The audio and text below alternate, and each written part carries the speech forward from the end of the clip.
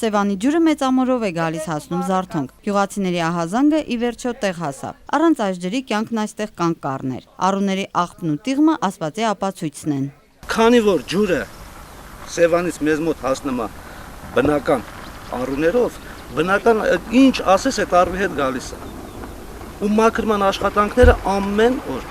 պահանջում են, որպեսզի կարողանանք ջուրը հասցնենք ժողովրդին։ Հողային հունով հոսող ջուրը դժվարությամբ է զուլալվում, իսկ 16 տարի առաջ խոլերա տեսած զարթոնքցիների վախը դեռ չի անցել։ Բարեբախտաբար բանը չհասավ վախը չափելուն։ Ջուրը տվեցին ու գյուղացիները փրկվեցին։ Այսօր մեր գյուղի հույսն ու հավատը այս ջուրն է։